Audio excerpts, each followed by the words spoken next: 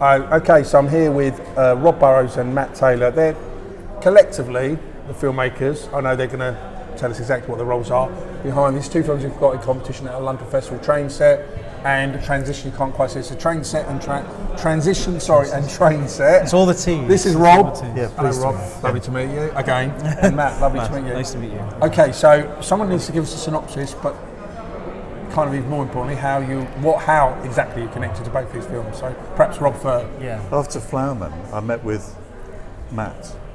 Just a chance meeting, really. And we sort of talked about stuff and realised we had a common interest. That was in the type of theme that went into making Transition, and it was based on a true story as well. And Matt kindly wrote it and entrusted the directing of it to me, which is I'm very grateful for him for doing that. How did you meet? We at your school, wasn't it? Yeah, I was in a bar. Eyes across the. No, it wasn't like that. I was a teacher at the time. Right. Okay. And one of my colleagues brought Rob in to speak to the students, and I was a media teacher, so I was actually teaching film and video production. All right. So it was your bag kind of thing. Yeah. Yeah. So she said, "Come in and meet this guy." So we came in and we met and we started talking. Thought, I brought you in, didn't I, for the session, and then it was afterwards we started talking about. I got to indication of what you'd done and we started talking about ideas, and then that's when the idea for Transition kind of came from a division, really, didn't it? You're also attached to this as well. You're yes. a producer on this. Associate producer for Train Set, and I did help out a few days on the shoots as well, and a little bit of editing work on the trailer. Yeah, but that was so I was indirectly involved with Train Set. Okay, so if you could start by telling me what Transition is about, and then Train Set for the benefit of the people that don't know the film. Yeah, of course. So Transition is at its core, it's a spiritualist drama. So it's essentially it revolves around a very young couple, and one of them is not to spoil anything for the film, but is tragically stricken off, and it's all about her dealing with her life moving forward without her partner there to kind of support her through it. So she has to kind of piece together her life. So she goes through a very spiritualist battle. She's also going through a kind of psychological battle as well. And there's a lot of opposing forces in there which kind of drive it to be. So she's all about finding her way to kind of cope with the loss that she's had. Now, I know it's based on a true story, or true event, sorry. Yeah. How much of that is actually in the thread of the film?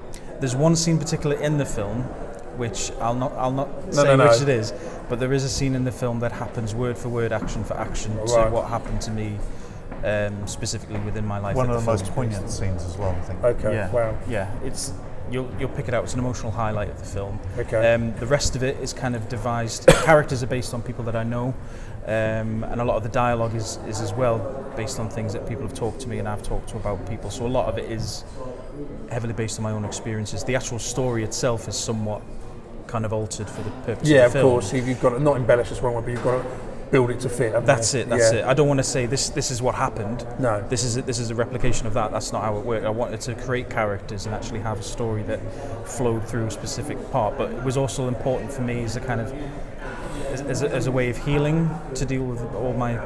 Right, like a catharsis, or yeah. So it was really important to have that scene in that happened as it happened, so that I can kind of heal myself and let go of the situation that happened. Yeah. Okay, thank you. And Train Set, The Train Set, it's quite funny how that came about, because that is actually a comedy. It's a drama comedy with romance. A drama elements. drama. Yeah. And it's also got a sort of zombie theme. Yeah. But that came about because one of the leads in Transition was Barbara French. Yeah. And she wanted to produce a film. She asked me to write Train Set. So I wrote the original version of the script. And I'm very grateful to Barbara, because I wouldn't actually have been motivated to write anything really, and she hadn't pushed me to do that. So I did that, and I'm grateful to James McCready and Debbie May for coming in to help with the script revision that made which led to the version that we've actually got now.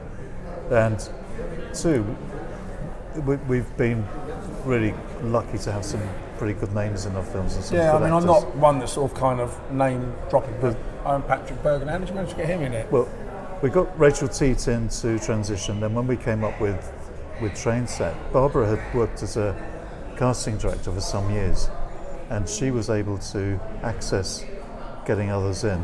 Unfortunately, I think too, because Flowerman had been successful and was won Best Director in Europe, that gave it a bit of an allure, because it's difficult to get star names to go up to Newcastle. Most filming is done. How? Well, I can't believe that. It isn't I mean, so easy. someone would think it's very cold or something. Yeah, up there. No, it's a great place. It's a great place. But one problem we've had, for instance, is when you do castings, people don't want to travel up there, and It's a bit of a mission, you okay, notice okay. this sort of bit of a resistance. If it wasn't for Newcastle, though, we wouldn't have even got off the ground. We wouldn't have made what we've done at all. Yeah. It's because there was space there to develop this filmmaking sort of interest. Yeah. So it's got its upsides and it's got great geography. The people are really good there. We've got lovely architecture and so on. So it's been a lot of pluses to it. But one of the downsides is trying to get some actors to actually They travel won't want to that know, far. will they? Well, we got. I mean, A bit like going to Carlisle or something, isn't it? Yeah, I imagine. Yeah, It's we had just a long Patrick way from Bergen London. come in from Sleeping with the Enemy in East Enders. He's recently been in sort of loads of work, and he was great. He came in and we had a day shooting with him. Anthony Costa from Blue, who's also been doing acting of since. course, yeah. Jimmy V from Star Wars And as well. Jimmy V from Star Wars. I can't remember him in Star Wars. Was he in Oh, he Star- plays R2D2. He's the new R2D2. He's the new Oh, of R2D2. course, yeah. Because Kenny Baker And passed away, the, didn't the he? great thing about these things are that, and there's Olivia's even the voice, and there's quite a few people who've got followings, and that's what we wanted, because we're making the films, but unless you can draw an audience to them, and one way of doing that, the best way of doing that is to have names in it, then it's not likely to be that successful. So what we're looking to now is to get distribution for these two films, because neither have been distributed yet. We've gone slow on that simply to give opportunities through like festivals like this, for instance, to lead to the context and the interest to be garnered so that it can lead to something. And from discussions I've been having here in the last couple of days, it sounds promising, so I'm hopeful something will come of it. It's quite interesting. Sorry, I was saying it's quite interesting because Flower Man was kind of like a horror thriller, wasn't it? Yeah. And this is that's to be fair, it's a drama, it's dramatic, yeah. and this is a drama. I hate calling that, but a comedy drama. So there's quite different genres that you cross, isn't there? Yeah, with that, one thing I wanted to do is to make films that are different each time. Yeah. And I think the sort of Rom-com next then. Yeah, the first one was Dead Frequency, which was a comedy, and then Entwinement, which was a drama. Then there was Flowerman. Since then, there's been Temporal as well, but they've all been quite different. But one thing that's moved on, I think, is the production techniques we've been using. And I think when you see Transition, you notice that some things in there are quite different, and in the way a bit like Temporal. Yeah, because you've moved on, haven't you? Yeah. We finding it's luck and timing, because a lot of it comes down to luck. There's a lot of planning goes into a shoot, and you want to have the sunset right if you're planning on a sunset or something like that. And how often does that happen? It's pretty rare. A lot of 4 a.m. shoots. Getting up. we were really lucky with Transition because we did 2 dawn shoots in Durham, because it's based in Durham, and on one of them it actually snowed, so we were able to get the couple who were getting engaged, because there's a sort of romantic element to it, and do that in the snow, which looked really fantastic against the Durham architecture. Was it like a bit of serendipitous moment, wasn't it? Because the snow just happened It at just that right happened, time. yeah. So to go and then quick, it stopped. go for it. Yeah. And we've got a couple of angles on them and doing different things while the snow was coming down. Yeah, I mean, I think there was a famous story Danny Boyle told about. What's the horror one he done? Was it 28 days. 28 days. Later, yeah. And you know, this amazing scene when he goes out to a bar in London, and it really was. And he said he's shot in the longest day of the year. Sun came up like 4 o'clock. So obviously, now you can tell by the light because it's very unusual light. But of course, he got the shot, didn't he? Yeah, that's it. Yeah, I suppose one attempt to probably multiple camera angles. I don't know. But you know, it's luck of the draw. It works. So One challenge with doing Train Set was to get the actors we wanted, and we had to choose the worst time of year to film for availability, because they're very busy, and the space tended to be over the winter period. That was a very short days. We're halfway through Transition and stopped. I think we'd finished the shooting. We'd finished the shooting. We're on the post-production, finishing off that. We're focusing on the music. So I took over that to kind of work with Glenn Maltman on the Matt score. started dealing with Glenn, who's a really brilliant musician. He was doing the Fantastic. score. The music that he's done for Transition is just beautiful. It's phenomenal. But while I was working on that, I went off and did Train Set, Yeah. and then Matt came and helped with some scenes on Train Set, which he is a specialist in. excuse the pun, but Train Set was steaming ahead. It was really. It was on the right track. Yeah, I like that one. So I went away, did Train Set, then came back to complete Transition. So I got the files back from Matt, and nothing worked. And I thought, this is great, we've already got to get this one sorted. So I spent ages managing to map files across the system, because it's so complex, the whole process is. And then managed to get it all running again, the trailer running again, and finish the edits and so on. So, yeah, I mean, then Transition was completed. So they were actually finished at the same time, basically. Yeah. But Transition was started a lot earlier. Yeah. It's just the way the cookie crumbles. Yeah. That's it. But the lighting was something I can sympathise with Danny Boyle over, because we had challenges with that. A lot of the scenes on train set were split on different days to have availability of different actors, and they were faked together. But of course, the weather changes, lighting changes, Affects everything. There was a lot of digital covering up going on that. Has that dropped in cost in terms of even just in the last couple of years? I mean, it's still expensive, of course, but has it noticeably dropped in cost? The technology has moved on. When I did Dead Frequency, it was impossible to actually edit a feature using Premiere Pro, which I was using. It was literally impossible. Yeah, you couldn't do a 90-minute line on it. It had to be done in sections. Oh, so you chopped it, yeah. So you were working basically with files that were not challenging to a computer. Things have moved on a great deal since then. It's got Is easier, it possible now on a decent PC to do it? Yeah. Obviously, you need to kind of figure out what you're shooting with, the equipment, and have the corresponding specifications for that, like 4K. There's a lot more. Yeah, because train set's 4K. Massive files. We had to move to 4K because a distributor on the other films had told us that really that's what they're looking for the Asian markets. That it's the way they like it because of high-speed internet. And a lot of their distribution is online. And of course, the great thing about 4K is you can go down but not up. Yeah, that's you're right. shooting at 1080, you're screwed. Well, there's a lot of flexibility. So even some of the transition was shot on 4K, but it gave editing options, whereas in train set it's a 4K output, so the whole thing is used. And that's the norm now, isn't it? Yeah, it's a 4K. Yeah, that's it.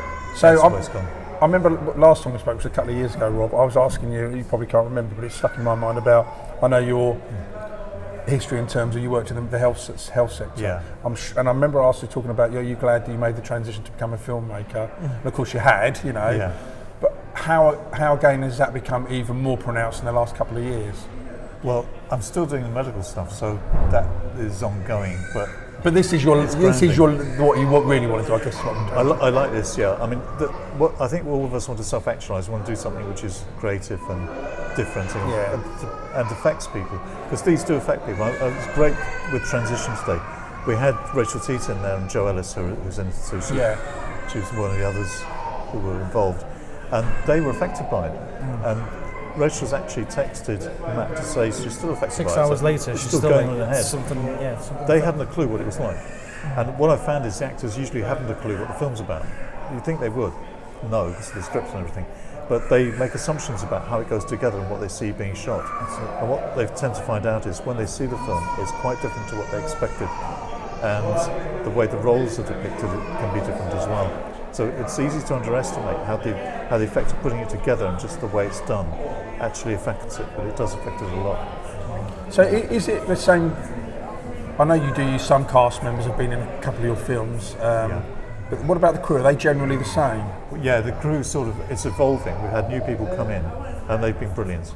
So we've got a really strong team. The core is the same? Yeah, the core is the same, yeah. Barbara, Matt and I is maybe the core, but we've got Caitlin who's very helpful at doing a lot of the technical stuff. She's come in, taking on sound, for instance, and Ken who's doing sound work. But we've been quite lucky because obviously because we were so busy over the last couple of years with 2 films, we had a lot of interest from other people to help out as well. So the crew has been evolving and growing, hasn't it? And with the scale of filmmaking per se, if for instance you made this exact same film, if you'd have made this 3 years ago, shot for shot, and made it now, how much time can you save now in comparison to how you used to shoot it? And so what I'm trying to get at is you learn your craft as you go. You do. So you know where you can. Train set was made under immense pressure. We had very long shoots. Yeah. We had no latitude for error. No. The budget didn't allow for that because we had to tightly budget. We were pushing everything we did to the limit in terms of getting a maximum out of the envelope for productivity. So having names and that sort of thing, having it worked out so that they're to the minute, really, for a shoot. You have to think about the production time as well. One good way to look at it is that Transition had maybe about 6 months shoot time, really, kind of on and off. Whereas Train Set, the whole thing was done within a month, 2 months? Something like that, yeah. It was because of the pretty quick. Just the drive behind it, the pressure. But a lot of that must be down to how to the pre-production. You know what's going into the writing, the crew. There's presumably a way that you work now, very close knit.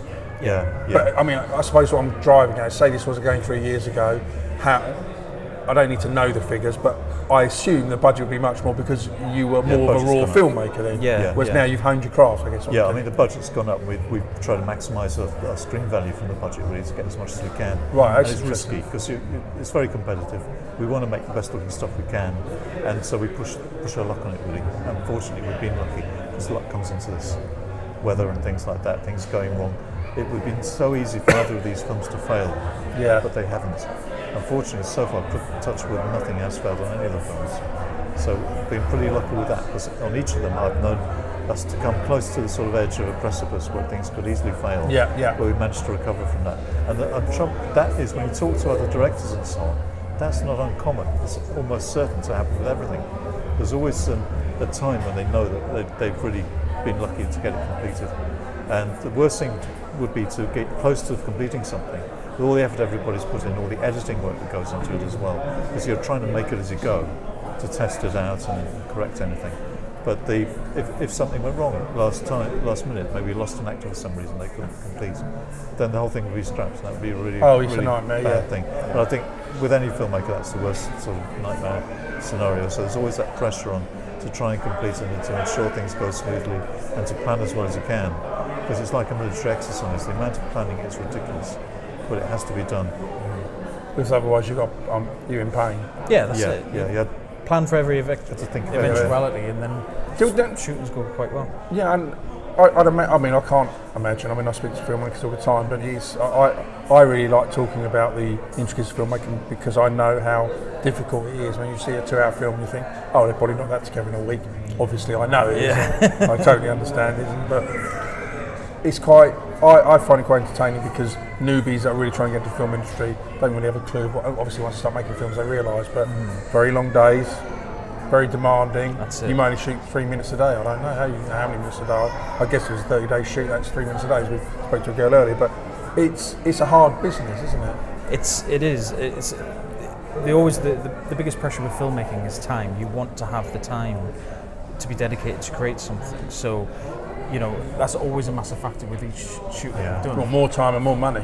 That's it. Really, but also, you know, if you've got that one scene where, you know, it's just at the cusp of light when the sun's setting, you have to be prepared and you have to be ready to shoot at that particular time. Yeah, because you get 4 or 5 minutes. Exactly. And if you know if you've got a whole scene, if you miss it, you've got to wait another 24 hours. The weather might not be right the following day. So time management is probably key with everything. Really. Yeah. There was a filmmaker I met a couple of times. I can't remember John Cerno, and he told this brilliant story about how to explain how hard it is. Right, you write in a book and the first 2 words are "it rains." And you've written that in 3 seconds. Now translate that into filming it.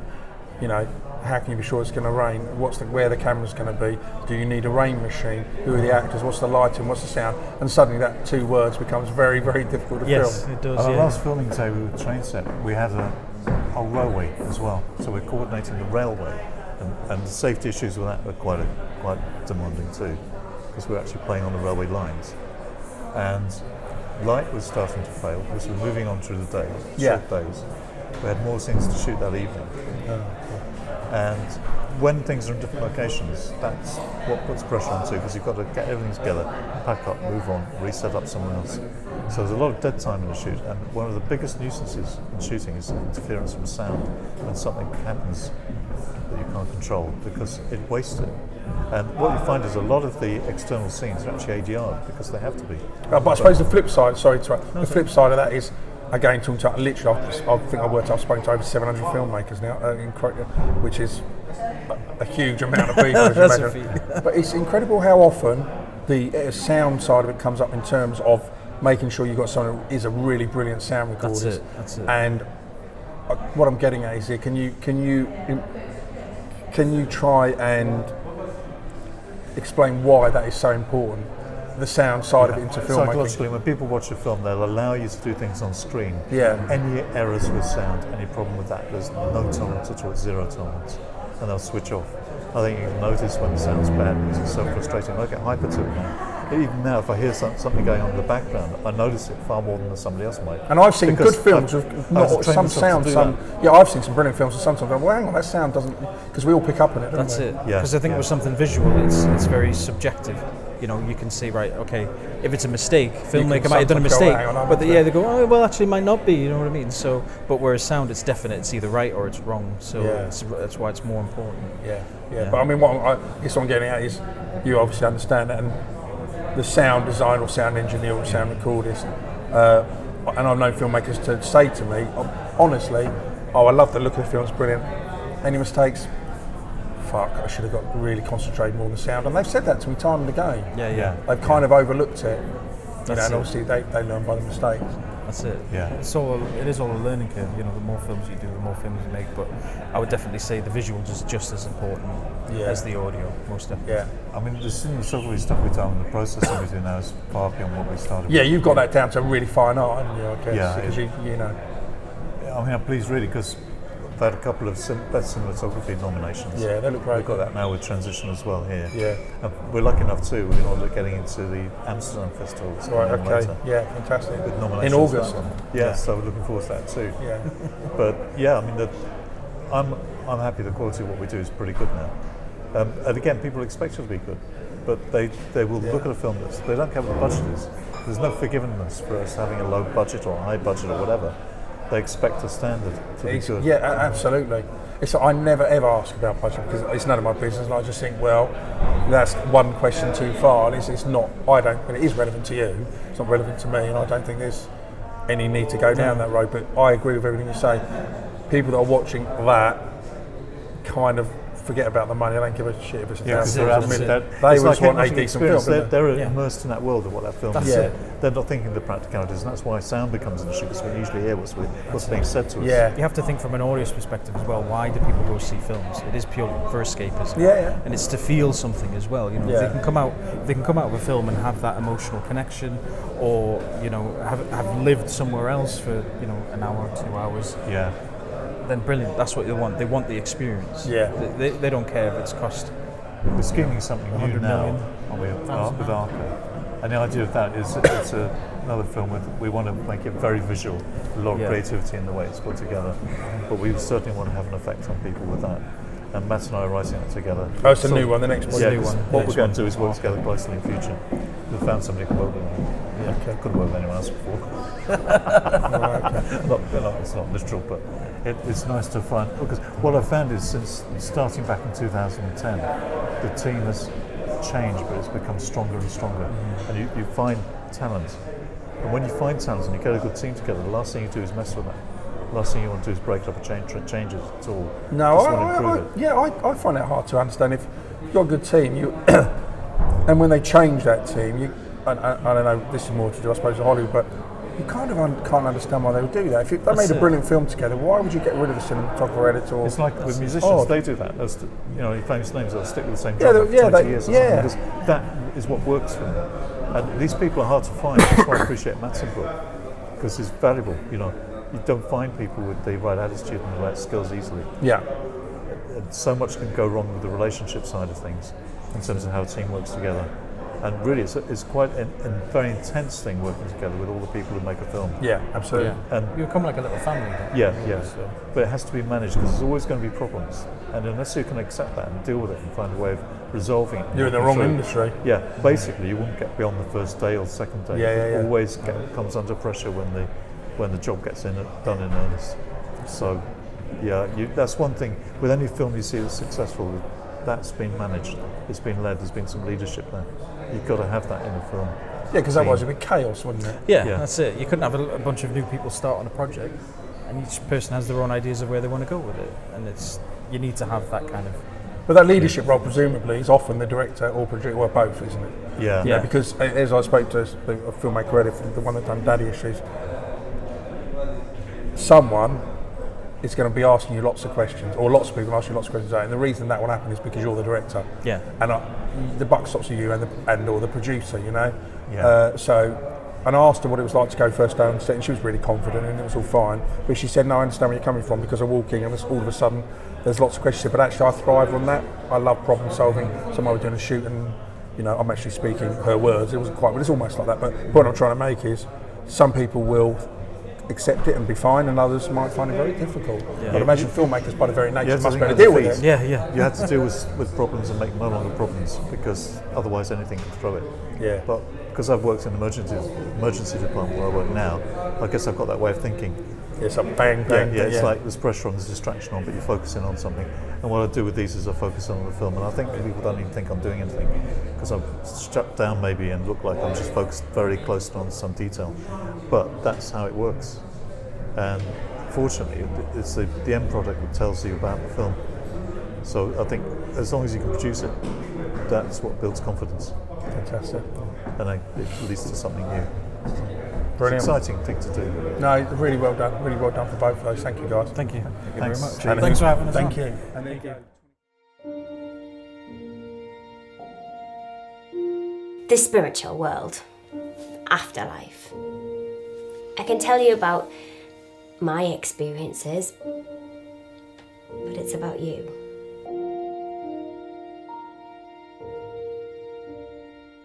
If you're going to do this, it has to be something that you really want. One thing that ties us all together is that we all have souls, whether they're old or new. They have to be taken forward. Forward. Into the next life.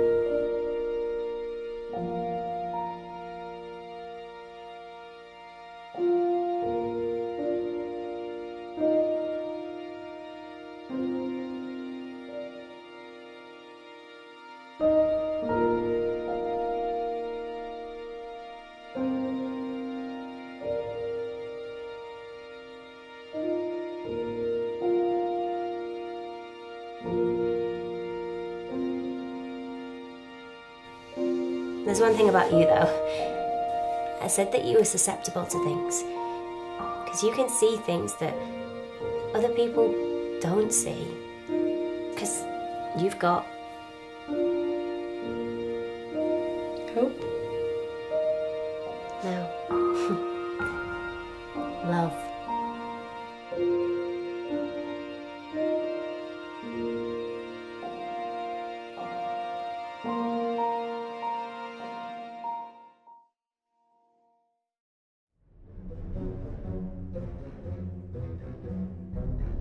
Please tell me you didn't ditch work.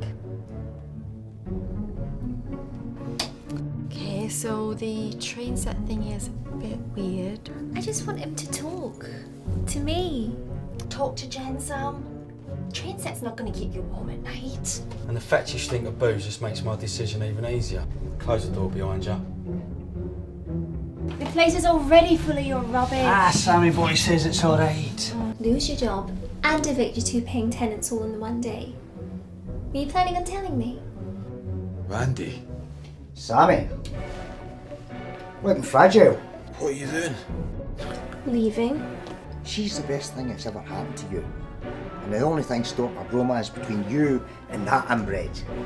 He's not that bad. 3 years it's taken Jennifer to finally see sense. You've no idea how happy I am. I'll get her back, and I'll love her, and I'll talk to her, and I'll kiss her. And you'll play with your choo-choo. The other end, mate. The average Joes. We're the bottom feeders. John, Not thinking of doing a midnight flit, are we, Samuel?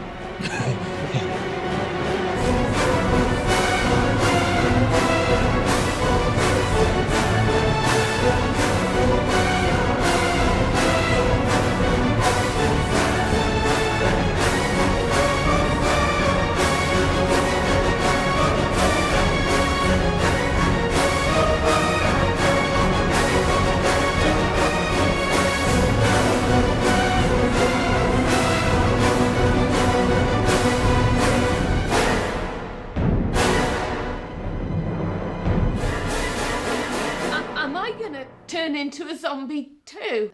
It's a bit of a grey area.